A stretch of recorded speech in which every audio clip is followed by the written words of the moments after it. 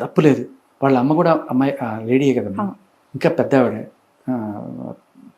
ముసలావిడ, మేబీ ఒక 50-60 ఉండొచ్చు ఆవిడకి. ఆవిడ్ని పట్టుకొని ఎన్ని బూతులు మాట్లాడింది. కొడుక్కి తల్లికి అక్రమ సంబంధం అంటే కట్టి మాట్లాడితే ఎప్పుడైనా అది తప్పు. ఎగ్జాక్ట్లీ.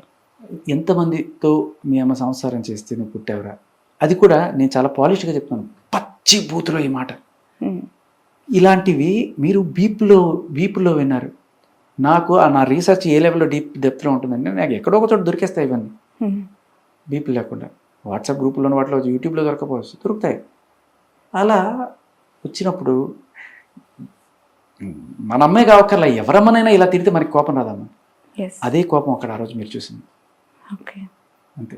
వాళ్ళ ఫాదర్ రియాక్షన్ ఏంటి అంటే తను మానసికంగా ఇప్పుడు ఎలా? అంటే ఇంత నిజంగా ఇంత దారుణంగా ఉంటారా మనుషులు? వాళ్ళ నాన్న అమ్మ ఎప్పుడైనా సరే కొడుకుని చూసుకోవాలని వస్తే వాళ్ళ నాన్నని ఎల్కే అంత బూతులు, అలాంటి అంటే వాళ్ళ అత్తగారితో పనులు చేయించడం, చేయకపోతే ఏం చేస్తుంది? కొడుకున్నాడు కదా అని మీరు అనుకోవచ్చు. అద్దాలు పగిలిపోతాయి, టీవీలు పగిలిపోతాయి, 100కి డైల్ చేసేస్తుంది, పోలీసులు వచ్చేస్తారు, ఆవిడకి గృహహింస, ఇంక ఏదో ఒకటి నానా రకాల పెంట అయిపోతుంది అనమాట. బట్ ఎప్పుడు కూడా ఇలాంటివి తెర మీదకి రాలేదు కదా గతంలో. అంటే సెలబ్రిటీ లైఫ్ యొక్క చీకటి కొనదు అనుకుంటాం మనం. వాళ్ళు బ్రహ్మాండంగా షూటింగ్లో ఉన్నంతసేపే రాజధానికి సుఖం, షూటింగ్ నుంచి ఇంటికి వచ్చాడో కుక్క బతుకు స్టార్ట్. శేఖర్ గారు, అసలు మీకు సంబంధం లేదు, ముఖ పరిచయం అంటున్నారు, పక్కన ఒక నైబర్ లాగా ఉండి ప్రత్యక్ష సాక్షి లాగా ఎలా చెప్పగలుగుతూ ఉన్నారు? వినలేదమ్మా, మీరు వినండి. ఓకే, వినడం వేరు, కళ్ళతో చూడటం వేరు. కళ్ళతో ఎవ్వరు చూడలేరమ్మా, ఇద్దరు వాళ్ళు చెప్పాలి, లేకపోతే మనం వినాలి. వాళ్ళ బెడ్రూమ్ లో ఏం జరుగుతుందో మనం కళ్ళతో ఎట్లా చూస్తాం? అట్లీస్ట్ వాళ్ళ అమ్మాయి మాట్లాడాల్సిన అవసరం కూడా లేదు. కానీ ఇంత నీచం అరాచకం జరుగుతుంటే కనీసం అది కూడా పబ్లిక్ ప్రొఫైల్లో, పబ్లిక్ డొమైన్లో వాళ్ళు వచ్చారు. రైట్. ఇప్పుడు వాళ్ళ లైఫ్ సాఫీగా సాగింది, మాల్వి ఎంటర్ అవటంతోనే ఈ ఇష్యూ స్టార్ట్ అయింది. ఎప్పుడమ్మా? మొన్న కదా, డిసెంబర్లో డిసెంబర్ 23 కదా మీరు చెప్పేది. మీరు అక్కడ ఉంది, మీరు చూడండి. మస్తాన్ సాయి ఎప్పుడు ఎంటర్ ఇచ్చాడు? 21. అదే నా క్వశ్చన్. ఇప్పుడు ఈ మాల్వి ఎంటర్ అవ్వడంతో వీళ్ళ ఇష్యూ బయటికి రాలేదు, అంతకు ముందు నుంచి కూడా వీళ్ళకి డిస్టర్బెన్సెస్ ఉన్నాయా? అవును, ఇష్యూ అదే అంటున్నాను. 21 డిసెంబర్ డేట్ చూడండి, నాకు సరిగ్గా గుర్తులేదు. అక్కడ 21 ఎప్పటి నుంచి పరిచయం? 3వ నెల మార్చ్ ఎగ్జాక్ట్లీ. పైన 23 కాదమ్మా, ఫస్ట్ పేజ్ ఎప్పటి నుంచి పరిచయం చూడండి. నాకు మస్తాన్ సాయి అనే వ్యక్తి పలానా 2022 సెప్టెంబర్ నుంచి ముఖ పరిచయం కాదు. అంతకన్నా పైన చూడండి, 2021 రాసింది ఇక్కడ. ఇదిగోండి, వ్యక్తి 2021 నవంబర్ నుంచి 21 నవంబర్ ఎక్కడ, 23 డిసెంబర్ ఎక్కడ? So 2 years almost. మస్తాన్ అనే ఫ్రెండ్ తో క్లోజ్ గా మూవ్ అవ్వటం వల్లనే రాజ్తరుణ్తో డిస్టర్బెన్సెస్ స్టార్ట్ అయ్యాయి. ఆఫ్ కోర్స్ అదే మస్తాన్ కావాలని ఇదే రాజ్తరుణ్ హెల్ప్ తీసుకుని వెళ్ళి నాన్న రచ్చ చేసి ఇంత చేసింది. వీళ్ళిద్దరు బ్రేకప్ అయిపోయారు and they are happily breakup. అంటే రాజ్తరుణ్ అమ్మాయ ఈ డ్రగ్స్ దరిద్రం అంతా వదిలిపోయింది నాకు అని చెప్పి అనుకున్నాడు. ఈ ఇష్యూ తర్వాత బ్రేకప్ అయిపోయారు. ఈ ఇష్యూ కాదు, ఎప్పుడు అంతకన్నా ముందే 21 కంటే ముందు బ్రేకప్ అయ్యారు. ఆ చింటూ అనేవాడు ఎప్పుడైతే ఎంట్రీ ఇచ్చాడో అప్పటి నుంచి వీడికి డ్రగ్స్ నేపథ్యం స్టార్ట్ అయింది. ఓకే, మన దీని ప్రకారం, ఆ అమ్మాయి ఇచ్చిన కన్ఫెషన్ ప్రకారం. Okay okay. సో ఆ చింటూ ఈ మస్తాన్ సాయిని ఇంట్రడ్యూస్ చేశాడు. ఆ చింటూతో కొన్నాళ్ళు నడిచింది అన్నట్టుగా ఆ అమ్మాయి వాయిస్లోనే మనకు అర్థమవుతుంది. తర్వాత మస్తాన్ సాయి, చింటూకి ఆల్రెడీ పెళ్ళి అయింది. ఎన్ని క్యారెక్టర్స్ శేఖర్ గారు ఇందులో, ఇవన్నీ కూడా మీరు ఎలా గ్యాదర్ చేశారు? అసలు వీళ్ళంతా ఎవరు? ఈ చంటి ఎవరు, చింటూ ఎవరు, చింటూ అనేవాడు మస్తాన్ ఎవరు, అండ్ చింటూ అనేవాడు డ్రగ్ పెడ్లర్. ఓకే, వరలక్ష్మి కేసులో A3గా ఉన్నాడు. తర్వాత దీంట్లో A1 ఈవిడ కేసులో. ఇన్ఫాక్ట్ ఆయన అబ్స్కాండ్ అయ్యి దాన్ని ఏమంటారు, ఇన్ఫార్మర్ గానో ఏదో మారుతారు కదా, ఆ చింటూ అనేవాడే పోలీసులకు ఇన్ఫర్మేషన్ ఇచ్చి ఈవిడ్ని అరెస్ట్ చేయింది. ఆ అరెస్ట్ చేయించింది కూడా దానికి కారణం ఏమై ఉంటుంది అంటే రాజతరుణ్ కాదు, చింటూ ఇన్ఫర్మేషన్ వల్ల పట్టుకున్న పోలీసులకు కూడా ఆ రోజు న్యూస్ ఛానల్ మనం అది కూడా ఒక పెద్ద అంటే దిలీప్ గారు మాతో అనడం అవన్నీ కూడా లాయర్ భాష వేరే ఉంటుందమ్మా. లాయర్ అనేది క్లయింట్ ని ఎప్పుడు ప్రొటెక్ట్ చేసుకోవడానికి తగ్గట్టుగా ఆయన పాయింట్స్ అన్ని పెట్టుకొని చూస్తుంటాడు. మనకి క్రోనలాజికల్ ఆర్డర్ లో ఇక్కడ మనకు అందుతున్న పబ్లిక్ డొమైన్ లో దొరుకుతున్న సమాచారం ప్రకారం నేను మాట్లాడుతున్నాను. ఆయన నా క్లయింట్ నిర్దోషి అని ఫిక్స్ అయిపోయి అక్కడి నుంచి మొదలెడతాడు. సో ఇది జరిగిందంటే లేదు ఇది కాదు ఇది జరుగుంటుంది అని ఆయన వర్షన్ ఆయనకుంటుంది. లాయర్ మాట్లాడడం అనేది క్లియర్లీ ఆవిడ కోసం మాట్లాడతాడు. ఫీజు తీసుకుంటారు, ఆవిడ కోసం మాట్లాడకపోతే నా కోసం నీ కోసం మాట్లాడతారు.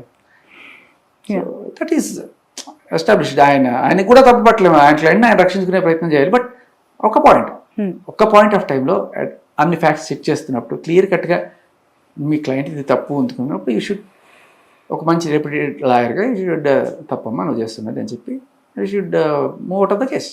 ఓకే. సో బ్రేకప్ అయిన తర్వాత పూర్తిగా లేదు ఇంకా రిలేషన్ క్లోజ్ అని అనుకున్న తర్వాత మళ్ళీ ఈ ఇష్యూ ఎందుకు స్టార్ట్ అయిందని మీకు అనిపించింది? ఎక్కడ స్టార్ట్ అయింది? అండ్ ఇప్పుడు పెళ్లి చేసుకున్నారు అనే వార్త, అబార్షన్స్ చేయించారు అనే వార్త, ఆ ఇంటి కోసం ఒక ఫైట్, 15 కుక్కలు తన పైకి వదిలేసి వెళ్ళిపోతే ఫీడ్ చేయడానికి తన దగ్గర అమౌంట్ లేవు అని చెప్పి తను ప్రైమర్లీ చేసిన అలిగేషన్ నా ఇంటర్వ్యూలో. ఆ అమ్మాయి కాకపోయినా ఆ ఇంట్లో పనివాళ్ళు ఉంటారమ్మా. ఓకే. అసలు పనులు కూడా డబ్బులు ఇవ్వకపోతే వాళ్ళు మానేశారు అని చెప్పింది. అవును, ఈవిడ వచ్చిన తర్వాత ఇవ్వడం మానేశారు. ఈవిడ వచ్చిన తర్వాత చేసి అదరగానే వాళ్ళు తట్టుకోలేక వాళ్ళు పంపించేసిందో ఏం చేసిందో తెలియదు. బట్ ఈవిడ లేకపోయినా అక్కడ పనులు ఉంటారు. రాజతరుణ్ చూసుకునేది ఉండదు, పనులు ఉంటారు, వాళ్ళకి డబ్బులు ఇస్తారు, వాళ్ళు చూసుకుంటారు. సో వాళ్ళకి డబ్బులు లేవు వీళ్ళకి డబ్బులు లేవు అనేది జస్ట్ కుక్డ్ స్టోరీ. ఆవిడికి 20,000 కూడా కుక్కలు పెట్టుకోలేని స్తోమతుంది పాపం. అంత పెద్ద లారీకి మరి ఫీజులు ఎలా ఇచ్చుకుంటుంది? అతను న్యాయం కోసం ఫైట్ చేస్తున్నానని చెప్తున్నారు. అమ్మాయికి న్యాయం జరిగే వరకు పోరాడతానంటూ ఉన్నారు. దిలీప్ శంకర్ గారికి పర్సనల్గా ఇది ఫస్ట్ పట్టించుకోకపోయినా తర్వాత ఇందులో ఉన్న ఇంటెన్స్ తెలుసుకొని నేను టేకప్ చేశానని చెప్పి దిలీప్ గారు చెప్పిన మాట మాతో. సో బయటికి ఎలాంటి కలర్ ఇవ్వచ్చు మనం చెప్పలేం. దానికి మనం ఏం చెప్తాం? ఆయన ఏమన్నా చెప్పొచ్చు, ఆయన మనసులో ఏముందో మనకి ఎట్లా తెలుస్తుంది? రైట్. శేఖర్ గారు, యాక్చువల్గా మీలాగా రాజ్ తరుణ్ లాగా చాలా మంది అబ్బాయిలు సఫర్ అయి ఉండొచ్చు, సఫర్ అవుతున్న వాళ్ళు ఉండొచ్చు.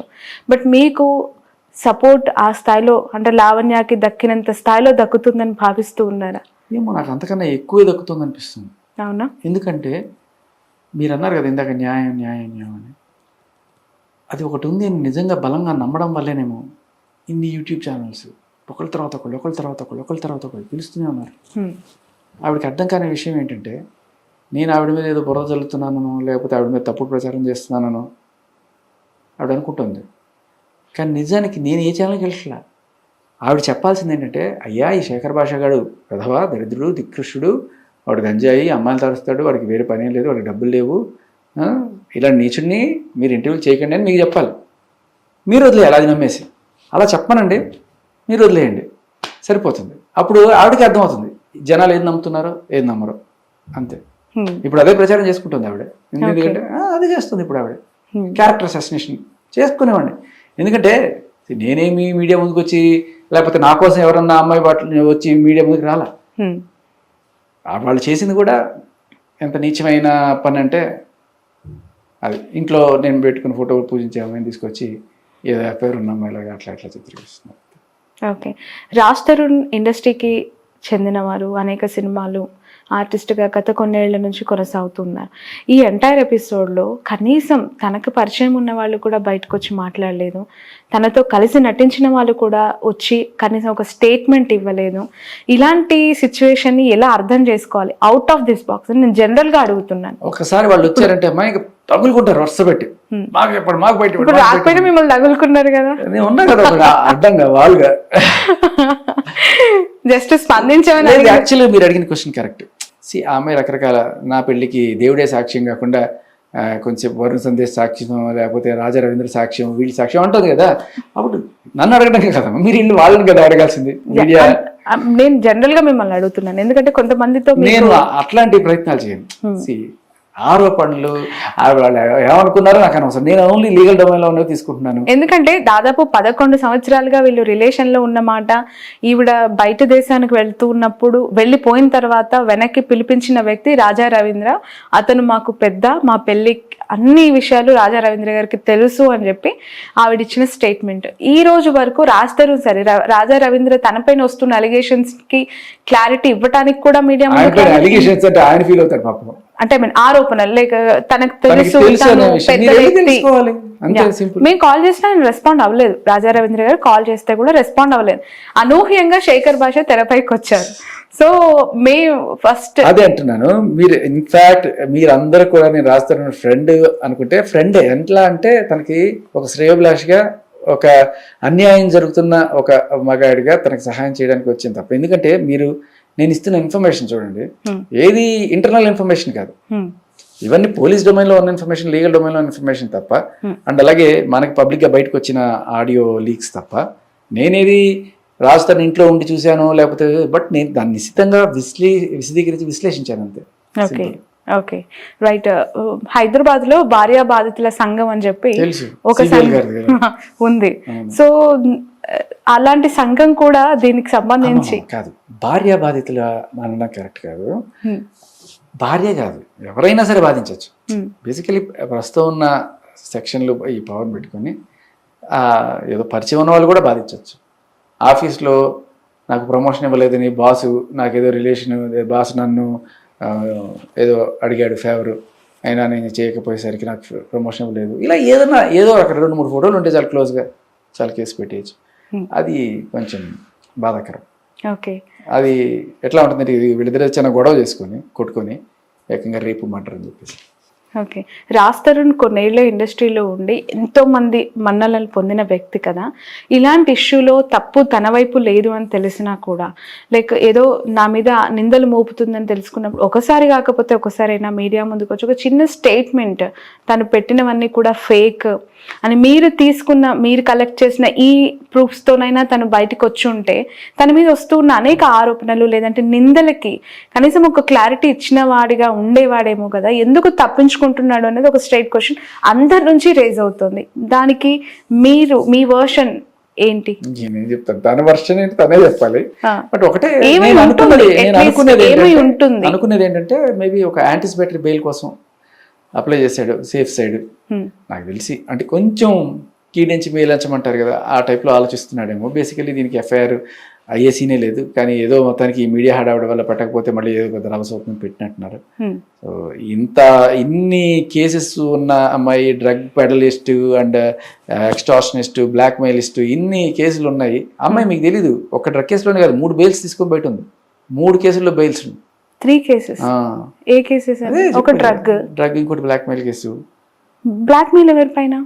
ఒక అమ్మాయి వేరే నేషనల్, ఆ అమ్మాయిని క్లోజ్గా మూవ్ అయ్యి ఆ అమ్మాయి ఫోన్లో ఉన్న అమ్మాయి పర్సనల్ కొన్ని ఫోటోలు తీసుకొని వాటిని పెట్టుకొని ఆ అమ్మాయిని బ్లాక్మెయిల్ చేసి, వాళ్ళ నాన్నని కూడా బ్లాక్మెయిల్ చేసి డబ్బులు కొంచెం ట్రై చేస్తే హైదరాబాద్ లో అయిందా కేసు? విచిత్రం ఏంటంటే ఇదే నార్సింగి పోలీస్ స్టేషన్ లో కేసు జైలుకి వెళ్ళి బయటకు వచ్చి ఆ మాత్రం చూసుకోరా, ఈ అమ్మాయి ఇట్లాంటిది, ఈ అమ్మాయి పెట్టే వాటిలో నిజాలు ఉంటాయని పెట్టేస్తారా ఎఫ్ఐఆర్? చూడాలి కదా కనీసం. అంటే ఒకటి చెప్తారు కొంతమంది, అంటే ఎస్హెచ్ఓకి ఒకసారి కేసు పెట్టి అదే ఎఫ్ఐఆర్ అయితే కానీ ఇన్వెస్టిగేషన్ చేసే అధికారం ఉండదండి. అలా నువ్వు ఎఫ్ఐఆర్ పెట్టేసుకుంటూ పోతుంటే ప్రతి ఒక్కడ అంటే క్రెడిబిలిటీ లేకుండా చాలాసార్లు అలా అని వెళ్ళిన ప్రతి ఒక్కరికి ఎఫ్ఐఆర్ పెట్టరమ్మా. మీరు వెళ్తే పెడతారు, నేను వెళ్ళి అండి నాకు అమ్మాయి తంతుంది, లేకపోతే కుడుతుంది, లేకపోతే బ్లాక్మెయిల్ చేస్తుంది, రేప్ కేసులు పెడతాను, బెదిరిస్తుంది, ఇదని అనుకో, చూద్దాంలే పగబో, చచ్చిపోతున్నా కూడా పగబో అంటారు. అసలు వినే పరిస్థితి లేదంటారా పోలీస్ స్టేషన్లో మగవాళ్ళ కోసం? అవ్వాలంటే నీకు కనీసం 4-3 గంటల కూర్చొని సార్ అంటే ఇప్పుడు మనం అన్ని మనకు అప్పుడు వెళ్తే చూడండి అలా ఉంటుంది అనమాట. సో అది చాలా దారుణం, అబ్బాయిలకి చాలా ఘోరమైన రోజులు. Living in the very worst. ఎక్కడ మార్పు రావాలంటారంటే ఇలాంటి సిచ్యువేషన్స్ నిజంగానే ఫెయిర్ గా ఉన్న అబ్బాయిలు ఉన్నారు, లైక్ మీరు రాజ్ తరుణ్ ఫెయిర్ గా ఉన్న వ్యక్తి తను ఇలా ఇబ్బంది పడుతుంటే చూడలేకొచ్చానంటారు. ఆఫ్ కోర్స్ మీరు ఇస్తున్న ఇంటర్వ్యూస్ కింద చాలా మంది మీకు సపోర్ట్ చేస్తున్న youngsters, young generation, male world అంతా కూడా శేఖర్ చెప్తుంది నిజమే. చాలా మంది అమ్మాయిలు కూడా గ్రహించాల్సింది ఏంటంటే అమ్మ అంతుంది, అమ్మని తిట్టింది అమ్మాయి ఇంత నీచంగా. ఒక కొడుకుతో అమ్మకి రిలేషన్ అంటే గట్రా రాస్తేనే వాడు అలా తిడితే తప్పు కదమ్మా. మీరు ఒక అమ్మాయిని ఐడెంటిఫై చేసుకుని మిమ్మల్ని మీరు ఐడెంటిఫై చేసుకునేటప్పుడు ఆ అమ్మాయితో ఐడెంటిఫై చేసుకోకండి దయచేసి. ఒక డ్రగ్ పెడలిస్ట్ తోటి, ఒక బ్లాక్ మెయిలర్ తోటి, పచ్చి బూతులు మాట్లాడే ఒక అమ్మాయితోటి మన సాటి మహిళ, మన సాటి అమ్మాయిని పొరపాటును కూడా ఐడెంటిఫై చేసుకోకండి. అసలు కాదమ్మా. మీరందరూ మంచివాళ్ళు, చాలా మంచివాళ్ళు, బ్రహ్మాండమైన వాళ్ళు. ఇలాంటి వాళ్ళు 1% కూడా ఉండరు. 0.01% ఉంటారు. అంటే 150 కోట్ల 0.01% పెద్ద సంఖ్య. బట్ అలాంటి వాళ్ళు ఈ సిస్టమ్ని మిస్యూజ్ చేసుకుంటూ పెట్టే కేసులు, బెదిరింపులు, బ్లాక్మెయిల్స్ ఈ రోజు నడుస్తుంది మన దరిద్రం. ఓకే.